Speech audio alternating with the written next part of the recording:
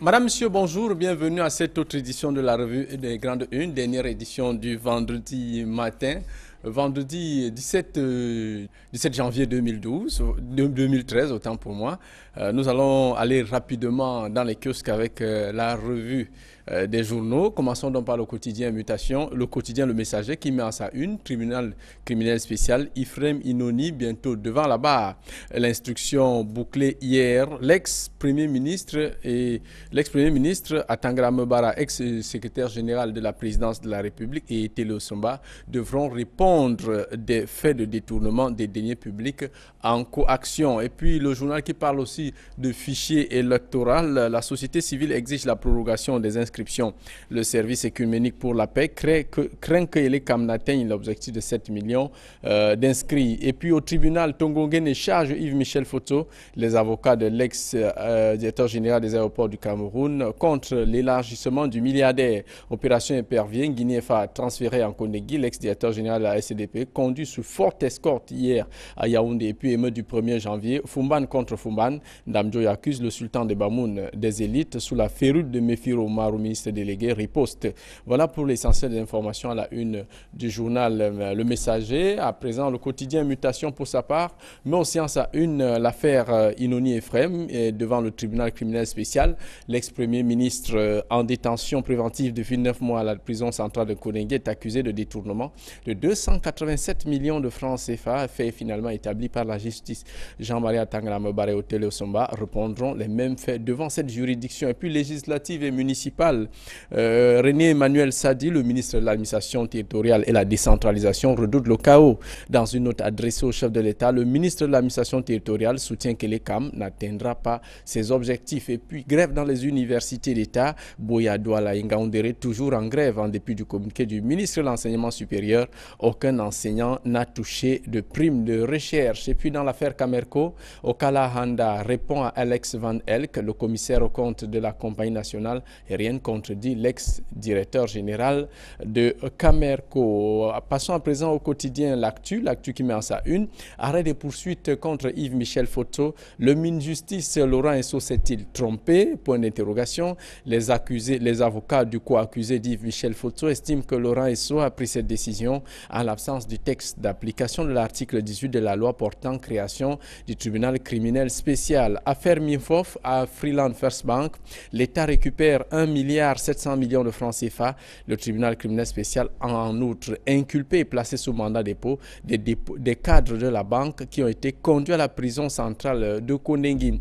Opération Épervier encore, 2 charges abandonnées contre Atangara Mbara, c'est à lire en page 5 du journal. Football, tout sur la canne qui débute demain dans les pages 10 et 11 du quotidien L'Actu. Et passons à présent au journal Aurore Plus qui met aussi en sa une. Scandale bancaire à Freeland First Bank, la descente aux enfers, des procédures judiciaires engagées contre la banque, reconnue coupable de détournement de 1,7 milliard de francs CFA du MIMFOF en coaction avec Paul Fokam-Comenier, rembourse au tribunal criminel spécial la liste des 7 cadres nationaux et internationaux de la banque incarcérés en Konengi. Et dans le même ordre, l'ex-ministre Elvis Ngolengole porte aussi plainte contre la banque pour faux et usage de faux en écriture et utilisation frauduleuse des sceaux de l'État. Article à lire en page 6 et 7 du journal. Quant au quotidien La Nouvelle Expression, il revient sur les marchés à problème, troublante révélation sur la 3e licence de téléphonie mobile.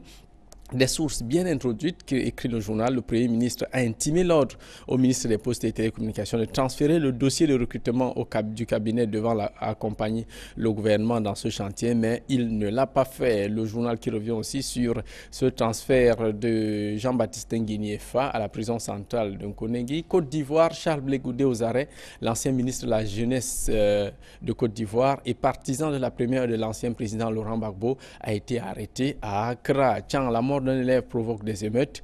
La scène s'est déroulée au lycée bilingue de cette localité. Temgwa, surveillant au dit lycée, a eu chaud. Titre le journal. Cinquantenaire de la réunification au tribunal des préparatifs à Boya. Chaque responsable était appelé à répondre aux questions du gouverneur du Sud-Ouest, Bernard Okala Bilay, très en colère.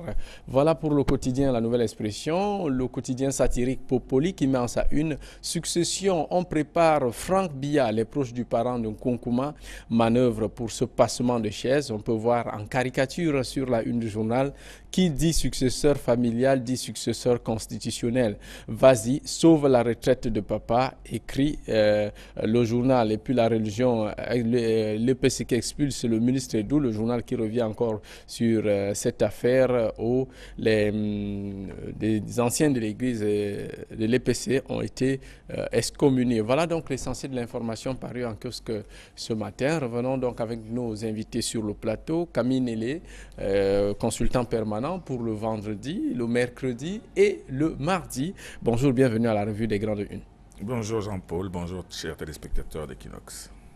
On va commencer par cette affaire, l'opération Épervier. Pratiquement 4 journaux qui s'intéressent au remue-ménage qu'il y a autour de cette affaire. Inoni Ephraim qui va bientôt être entendu au tribunal criminel spécial. C'est le même dossier à la une du journal Le Messager. Il y a l'affaire Yves-Michel Fotso. Il y a Kabinele. C'est dire que l'opération Épervier rebondit. Et elle rebondit d'autant plus que c'est seulement 9 mois après son arrestation, sa spectaculaire arrestation, que Inoni Ephraim se retrouve enfin devant le tribunal, parce que depuis qu'il a été arrêté en avril 2012, l'instruction était en train de courir et c'est maintenant qu'elle est bouclée, on va enfin savoir de quoi il retourne. Mais charge établie, 287 millions de francs CFA. Oui, 287 millions de francs. Il s'agit d'un marché de gré à gré, dit-on, qui aurait été passé entre Inoni Ephraim, qui était président du conseil d'administration de APM, oui, et Otele Somba, dont le cabinet a gagné le marché de l'audit des avions de Dakamea. Bon, parce qu'on se souvient, pour ceux qui se souviennent très bien, dans cette affaire de APM, M. Otele Semba est arrivé, il était venu avec plein de projets, parmi lesquels justement l'audit des avions de Dakamea. Alors pour cet audit-là, il semble qu'il a été payé à 287 millions de francs sur la base de rien de tout. Voilà donc le dossier qui arrive. Là maintenant. Et ce qui accable donc l'ex-premier ministre. Notre deuxième invité, Solomon Amabo. Welcome on the program. Thank you. You are well coated and well tied. So women like appreciating how a man looks like. We come here to... And you are wearing a special color, a pink one. Well, so you say. Yes, Solomon Amabo, concerning this Operation Sparrow, we're talking about a newspaper, L'Actu is saying that, is asking a question whether Laurent Esso made a mistake concerning stopping the charges against Mr. Yves-Michel Fotso. Well, maybe the article in L'Actu is simply a reflection of the talks about you giving money and you gaining your freedom. And you remember the law, Article 18 of the law creating the Special Criminal Court says once you pay, you are finally released. You are not the charges are dropped against you automatically. And maybe the paper is reporting from the arguments one of the co-accused is not bringing before the courts, that if Michel Fotso was not supposed to actually be freed, because if you look at La Nouvelle Expression, or which other paper is that, Tongongene charge if Michel Fotso. So you see, it is the article in L'Actu is simply a reflection of what the courts are now looking at the matter this Tongongene is bringing out against if Michel Fotso, that he was not supposed to be freed. So if you look at the Minister of Justice might have simply applied the law, saying that once you pay the money and the judge of the court appreciates and notice that you have paid the money, you are simply freed. So Actu is simply questioning the Minister of Justice, but one thing he's applying the law. The law says it should be like this. We have a problem of applying laws in Cameroon. So the Minister of Justice, I want to think, is applying the law and might not have made any mistake to drop the charges against Yves-Michel Fotso. Camille Nélé, on voit bien la réaction des avocats de Tongongene qui disent, je reprends ici les propos, Tongongene est le bébé naïf dans cette affaire. Il a été trompé par Yves-Michel Fotso. Deux grandes personnes on parvient à tromper les managers. Alors, vous savez, les avocats, avec leurs effets de manche, quand ils sont devant le tribunal, ils usent des formules les plus chocs pour frapper les esprits et même frapper les magistrats. Non, Tongo Onguène est un bébé, non, tout de même pas. Mais disons qu'ils essaient de faire le maximum pour ramener Yves Michel Fotso et le ramener au milieu des débats et que leurs clients ne se noient pas seuls. La loi, les dispositions du tribunal spécial disent bien que si vous remboursez, on arrête des poursuites contre vous. Mais ça, c'est le procureur qui fait la proposition au ministre de la Justice qui autorise. Le ministre de la Justice a autorisé la relaxe. Bon, mais maintenant, qu'est-ce qu'on veut demander au ministre de la Justice? De revenir en arrière tout simplement parce que Tongo n'a pas payé. Et si Tongo ne paye aujourd'hui, est-ce qu'on va aussi arrêter les poursuites comme lui? Les poursuites ont certainement été continuées contre lui tout simplement parce qu'il n'a pas accepté les payer. And just to add, Camille, the entire amount is 550 million or so. So it's only 230 which have so far been paid. Reimbursed, yes, so by I want to Michel think, Fotso. yes, if he reimburses the rest, maybe the charges against him Maybe would simply be dropped. Maybe Mr. Tongongene is trying to say that he is able to refund the money. He should simply look for ways of refunding the money and then... But if he refund the money, is it possible, is it sure that it's going to be free of charges? The charges will be dropped against him. That is, he will no longer be prosecuted by the court simply because he has reimbursed the money. Now, to know whether he will be freed, that is another debate in its entirety, because it would have been really interesting to see if Michel Fotso did not have another 25-year jail term, whether he would have been freed after paying the 230 million, to see whether the law is practically been applied. Camille Nélé, ça fait quand même beaucoup d'affaires. Il y a aussi une autre affaire qui est devant le tribunal criminel spécial, l'affaire de 1,7 milliard de francs CFA, dont 7 cadres de la CCI, de la Freeland First Bank sont déjà en prison. Il s'agit de l'affaire ministère de la faune et de la forêt. C'est quand même beaucoup d'affaires. C'est beaucoup d'affaires. Mais attendez, mais ce n'est même pas tout. D'autres viendront. Le tribunal spécial ne fait que commencer. Mais moi, je dis que pour cette affaire d'Afriland qui entre de manière fracassante dans l'actualité judiciaire et dans l'actualité médiatique. De façon inattendue. De façon inattendue, moi je pense qu'il faudrait que nous prenions tout le temps pour l'examiner parce qu'effectivement, il y a déjà 7 cadres qui ont été arrêtés et incarcérés. On parle de M. Fokam Kamounié qui aurait remboursé.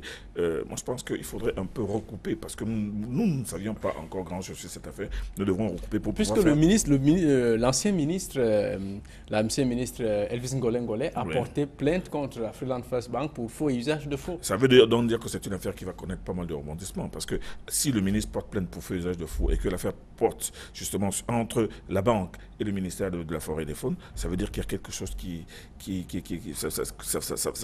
ça va vraiment branler dans les bambous. Ça va vraiment branler. Solomon Amabo, finally, with those cases we are saying, in which kind of republic are we living? Well, Shun, it's a really sad situation of the country that every day we have people embezzling billions of CFA francs, and like Ami is rightly saying, the African bank issue, we need to have ample time to really investigate, get documents about what is actually going on before making any statement. I want to talk about the headlines of the various newspapers, Messager and Mutation Inoni Ephraim Devant, le tribunal criminel spécial. After 9 months of pretrial detention, Inoni is coming now to court. People want to know what Inoni actually did, but following the different reports from the papers which had earlier been reported, it concerns a contract awarded by the Ministry of Transport to Aircraft Portfolio Management to a company which had as a managing director. He was a president of the board. He was a chairman of the board of directors. Yes. And it is believed that Inoni had a hand in the investment of 287 billion CFA francs. It was money that was destined for, that is the company in which it was to evaluate and audit the company, that is audit the planes that Khmer used to hire. And it was realized that if Michel Fotso used to overbill the state, and it is said that it is the Prime Minister who has the right to maybe award a contract, what they call in French, agree, without following the normal procedures through the call for tender. So that is a matter which will be taken in Inoni court, and the papers did not precise the date. The date exactly. Inoni is going to appear before the Special Criminal Court. But 9 months of waiting, Inoni finally will come to the Special Criminal Court to answer investment charges. Oui, dans la suite de Solomon, il faut comprendre que, surtout pour ceux qui ont suivi l'affaire Bibi Jet au tribunal à Yaoundé, cette affaire de Aircraft Portfolio, c'est une affaire tout de même assez bizarre parce que ceux qui ont suivi l'affaire ont vu que M. Otele Somba, quand il est entré dans le jeu après la sortie de M. Marafa Midouya, dont il est entré avec M. Jean-Marie Atangana Bara, il est venu avec cet APM portfolio que au tribunal on avait qualifié d'un petit cabinet qui était logé à Londres dans un petit réduit et qu'il est venu présenter comme une énorme société, une grande société qui était capable de faire tout, de livrer des armes, de livrer des tentes, de livrer des voitures et même de faire l'audit des sociétés. Finalement, et l'une de des choses, justement, et l'une des premières choses qu'il a réussi à décrocher, justement, lui, M. Otele, en tant que directeur général, donc gestionnaire quotidien de APM, c'est l'audit de la caméra, parce qu'il avait un problème, il était venu pour mettre... Finalement, Camille, ça semble un peu complexe. Comment une structure privée créée, un Premier ministre chef du gouvernement, se trouve président du conseil d'administration? Et c'est donc là l'un des paradoxes de cette affaire. Mais seulement ce que l'on sait, M. Inoni Ephraim n'était pas encore Premier ministre au moment où il a été nommé... il était tout au moins dans les arcanes du pouvoir. Non, il était à ce moment-là secrétaire général numéro 2. De la présidence de la République, quand M. Atangana Bara était secrétaire général. Et quand M. Otele est arrivé, je ne sais pas, et là vraiment nous allons le découvrir en lisant l'instruction, par quel subterfuge M. Inoni Ephraim s'est retrouvé à même accepter d'être président du conseil d'administration d'une société privée. Pourtant occupant un poste stratégique à la présidence de la République. Mais seulement ce que l'on sait aussi, c'est que dès que M. Inoni a été nommé Premier ministre, il a démissionné de l'APM. After the deal had already been struck. So as he said... Is it changing something? But even if the fact is that board chairmen in Cameroon, we know what they do. They simply hold meetings and then they share their allowances. So the only fact Inoni stepped down, but yes, the act had been committed. That is, aircraft portfolio management had audited Camer, and during which they realized that some money was missing. That is, some money was allegedly embezzled. So yes, even if he stepped down, it doesn't change anything. But the point has to answer the charges of investment. The point which is interesting, how can somebody who is a civil servant working at the presidency of the republic can be the chairman of a private company? Well, you know, in Cameroon, Inoni said he was influenced by one somebody from the central region to be the board chair of the company. He even said that it was because can he do that with English no interest? Expression. You must have interest. You know, board chairman. If you read Marafa's interview, Marafa said the money he had, he's rich, but the money he had, it was because he's a civil servant, and it's because he's board chair of several companies. So when you are board chairman, it's simple. You simply have your allowances. You remember the story of Rio de Rey, the famous ship which caused the death of Bibingota. Yes. You remember how money was disbursed, just people sitting allowance 1.3 billion for those who sat to decide to go and buy. So they buy the ship. So you want to understand that board chairmen are very influential. They have money because they sit and then they decide, and then they just share their allowances. That is the sitting allowances. That is what happens. So Inoni might have had an interest to be board chairman of this aircraft portfolio management, which is in trouble today. Oui, mais seulement il y a quelque chose d'assez curieux, c'est que justement, et toujours pour ceux qui ont suivi cette affaire au tribunal, on sait très bien que M. Otele Somba n'est entré dans l'affaire qu'après la sortie de Marafa Midouya, quand M. Atangana Bara est arrivé au secrétaire général. Et dans l'une des déclarations, contenues d'ailleurs dans l'ordonnance de renvoi du juge Maya Gamabe, M. Mebara a déclaré que M. Otele lui a été recommandé par le secrétaire général numéro 3 de l'époque, M. René Rona, en lui disant que c'est mon neveu, il faut qu'il se débrouille. Or, M. Otele, qui est venu avec une société pour laquelle il était venu se débrouiller, avait pour objectif non seulement, et d'ailleurs il avait écrit dans une lettre, non seulement faire l'audit de la Camer, mais même diriger la Camer. Et c'est pour ça que la première des choses qu'il a faites, c'est de faire un audit de la Camer. Mais seulement, la question fondamentale restera toujours de savoir comment M. Inoni Ephraim, secrétaire général adjoint, a-t-il accepté, est-ce qu'il avait reçu l'ordre de M. Atangana Bara d'être PCA de Airport Corridor? Est-ce qu'il a fait de son propre gré? On le saura bien, mais seulement on ne comprendra jamais comment il s'est retrouvé, lui, président du conseil d'administration, alors qu'il était dans le gouvernement. Il nous reste quelques minutes. Solomon Amabo, now we are talking about Telecom, the Minister of Territorial Administration, who wrote a letter to a head of state to saying that Telecom will not be ready for the issue that it has been intended? No, Elekam has been, to be candid, confusing Cameroonians. When I read through the article this morning, Elekam is giving figures here and there. And if it's coming from René Sadi, it's a cause for concern because he's the Minister of Territorial Administration. He maybe wants to now remove himself from any blame. In case it is not well organized, it should be Elekam and not René Emmanuel Sadi. You remember how Marafa came to the Minister of Territorial Administration after failed elections? So he might try to vindicate himself from any failed organized elections in case Elekam fails to do his own part of the job. Camille Nélé, le ministre de l'administration territoriale, qui écrit au chef de l'État pour dire que l'incapacité d'élection Cameroun à organiser l'élection législative issue de la réforme démocratique en cours ne pourra pas. Mais Marafa, dans l'une de ses lettres, l'avait dit. Il avait dit qu'Elekam ne peut pas. Alors quand il avait dit, il y a des tas de gens qui pensaient que, vous savez, tous ces professionnels du soupçon qui disent que maintenant il est en train de raconter des histoires. Parce qu'il est en prison. Parce qu'il est en prison. Il avait dit qu'Elekam ne peut pas. Et aujourd'hui, après... Même les partis de l'opposition, en l'occurrence le SDF... Tout le monde a toujours dit, maintenant que M. Emmanuel Sadi, René Emmanuel Sadi, qui est à la tâche et qu'il réalise effectivement que Elekam, ni sur le plan structurel, ni même sur le plan logistique, ne peut pas. Il le dit aujourd'hui. Et c'est parce qu'il y a plein de gens qui s'imaginent que les élections, ça va être dans 3, 4 mois, 5 mois, 6 mois. Non, Elekam ne peut pas. Elekam n'a pas les moyens, en dépit de tout ce qu'on nous raconte sur la biométrie et sur le déploiement d'Elekam. Elekam n'a pas encore les moyens d'organiser une élection crédible. Une élection crédible au Cameroun. Alors si M. Sadi le dit aujourd'hui, moi je pense que... Ça vient d'une bouche assez autorisée. Non seulement d'une bouche assez autorisée, mais c'est tout simplement, il voudrait s'éviter des coups de trick par la suite. Des coups de trick par la suite qu'on l'accuse peut-être d'avoir donné son notion à Elekam, alors pourtant qu'il maîtrisait le dessus de l'affaire. Absolument. Camille Nélé, merci d'être passé à la revue des Grandes Unes. On va se retrouver mardi pour une autre édition sur laquelle vous êtes l'invité permanent. Solomon Lamabo, once more, thank you to take part of the program. La pensée du jour, l'enfant qu'on porte au dos ne sait jamais que la route est très longue.